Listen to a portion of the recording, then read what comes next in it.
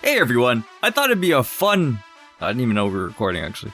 I thought it'd be fun to start our Galar journeys off by bringing us the old generation to generation favorites and worst list that jumped all the way to Generation 8, from Generation 7, that began after Generation 4, where I just realized I forgot to make a worst list for Generation 7.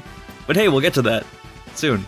Let's take a nice look at the Pokemon in Generation 8 and pick out which ones we find to be the best, like we usually do, just based on design, power, classic appreciation, and the many reasons we go over in all of these videos. We'll also make sure to take a look at the 10 worst Pokemon tomorrow to balance it out and give some critical looks into the region. Gotta bring some love, gotta bring some hate, just even things out. And as I know the games are just coming out, I thought it'd be fun to revisit these topics in a few months to see how each Pokemon evolves as a favorite, or if all the comments I read just decide to change my mind and the entire countdown differs in a few months. The usual favorite Pokemon process where someone says, how can you like this?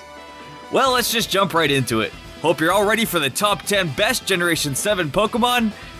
8 from Pokémon Sword and Shield. That was not what I meant. Hope you enjoy. This is no longer kosher. Number 10, Mr. Rime. I feel like I'm getting assaulted just looking at this thing. Wait, is this the best list or the worst list? Oh, best? I don't even feel like I'm getting assaulted just looking at this thing. I mean, I'm not sure why they decided to call it Mr. Rime. Did they try Senior Citizen? Honestly, it's not that bad of a Pokemon. I think it's one of the funnier designs, and I'm glad they gave Mr. Mime a new evolution and form. I mean, it had a baby form, and there's definitely a few others I could have seen with more priority on an evolution, but its child preference shouldn't deny it from freedom of evolution. The Ice-typing edition is well integrated into both Pokemon, but they just so happen to leave out Mime Jr. in the region fitting process. I guess it makes sense thematically though, because he starts out normal and then grows up to become older and colder towards society. I think it's a decent Pokemon edition overall, and one of the more memorable ones for Generation 8 as there's not too much to choose from. But the mustache and clown body with this nice little ice cane does bring in some fun to the mix. There's really no rhyme or reason to be choosing this pick. I could have gone either way on best or worst here, but I definitely do enjoy this Pokemon's edition, and we'll see how well this ages in the coming months after the games, if Mr. Rime manages to live that much longer with how fast it's aging, and the fact that the weather getting colder means his hip starts to hurt and it turns to ice. Who knows how long it could last from here. Number 9, Copperajah.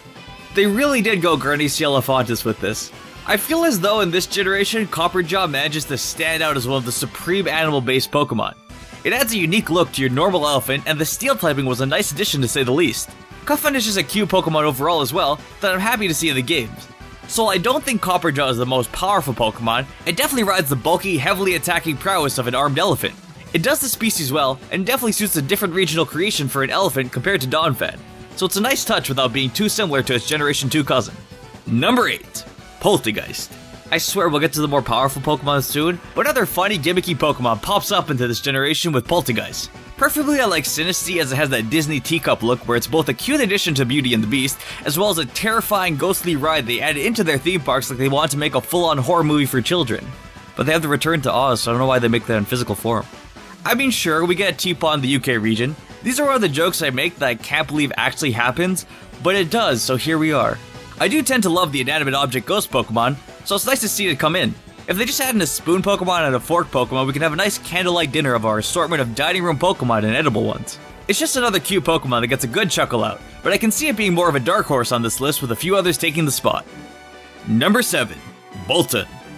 Yamper is just one of the cutest little pups. You put Corgi in the mix, everyone's gonna flip. And while Boltund might have been looked at to be much higher on this list, I definitely would have liked one more evolution to solidify it into the top 5 Pokemon on this list like a new Luxray. However, I can't deny how much of a good boy this little dog is.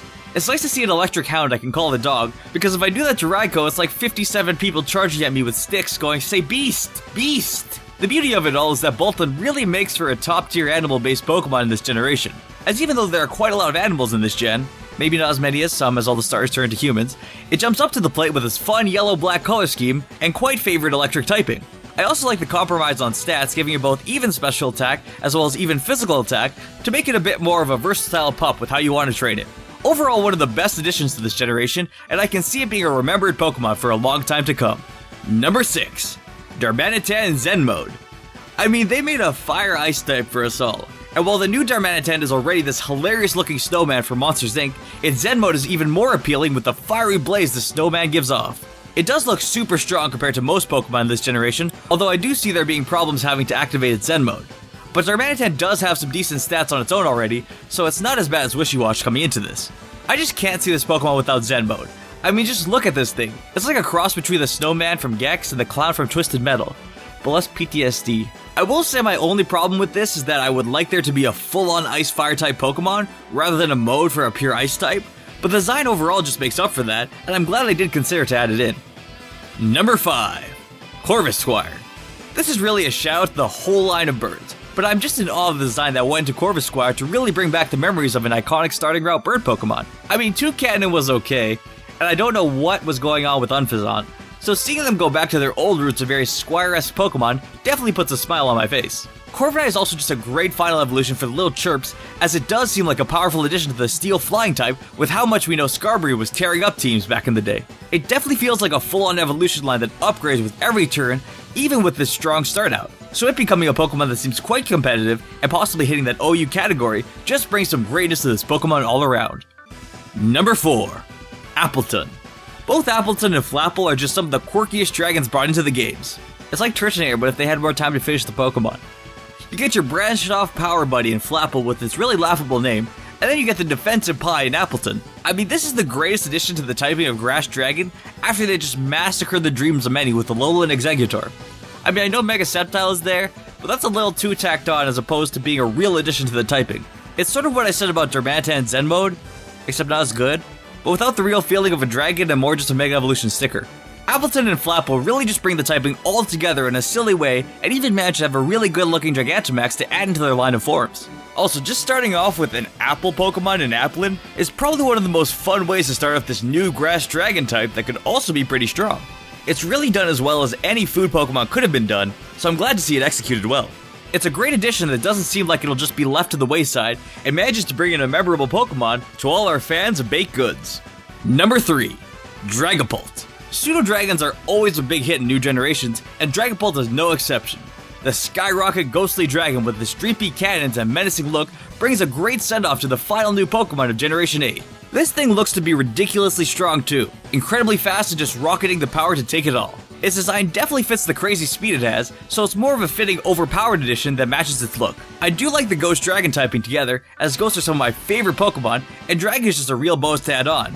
And seeing as we haven't seen a new Ghost Dragon Pokemon since Giratina, it's a great surprise to have. I'm just super glad to see it's a dragon that is incredibly well designed for the endgame of Galar, and not something like a full line of 3 Pokemon finishing off at Dracozolt. I mean, by comparison, Dragapult just gets an additional 5 stars after that, so there's really no way better to end this section than saying it's not Dracozolt. Thank God it's not Dracozolt. It's like the feeling of static, but in a Pokemon. Number 2. Eternatus. Apparently the Poison Dragons have come to forgive me after my blunder with this monstrous creation known as Eternatus. It just has crazy forms and becomes the Pokemon with the highest base stats ever created, reaching almost 1200 total. This thing just looks insane and has some of the coolest forms to date, with its original mechanical look turning to UFOs and space demons. It's like Mega Rayquaza but turned. It's just one of those insanely anime-looking alien Pokemon that brings a new style to the overall creation of anything, and with so many dragons being made, it's nice to see how unique they can still be. This is by far a definite favorite of mine from this generation, and I'm glad to see the Poison Dragon family gaining some love with their new legendary powers to really prop up the typing to a new height like its AMD stocks on Robin Hood. And while already being a well-loved typing with it having an Ultra Beast, a mid-game dragon, and its addition of a new legendary, we can see that all Pokemon can be beloved as they are all equal. Some are just more equal and one's a piece of algae. Number 1. Toxtricity. I've been excited for this guy since I saw the new Toxel. I definitely had high hopes for it evolving into something amazing, and boy was I met with something so great. I love the yellow-purple version of Toxtricity more than the blue one, so I'll definitely be hunting for natured Toxels that'll get it into the version of my choice. It already sounds like a fun catching challenge, and altogether it just looks like a legendary Pokemon without the legendary status. Not to mention it just looks like one of those creatures they have on both sides of the House Nation logo where the middle circle just pulsates and reverberates over and over to the base dropping every 8 seconds, while electricity just flows over the screen with how amped up everyone gets. I definitely think this will be one of the most memorable Pokemon from this generation that isn't just an endgame Pokemon or straight from the beginning, which is usually hard to do. So I see a lot of good things for this Electric Poison friend. Also, while mentioning that, bringing in Electric Poison is just a fun overall addition, and I'm happy to see it brought in with such bravado, and on a Pokemon that really fits the type reveal, rather than it just being added in for the sake of having more. Well, thanks for watching. Please make sure to leave a like and subscribe to see more Pokemon topics we'll be going through. I definitely will be continuing this series, and if you were surprised I didn't pick any starter Pokemon, I will definitely make a video on that, as it was really hard to choose from any of those, and we'll look into it more to provide that for you all. Hope you enjoyed this video, and let me know your favorite Pokemon from the new generation. Hope to hear from you all, and until next time, see you all then.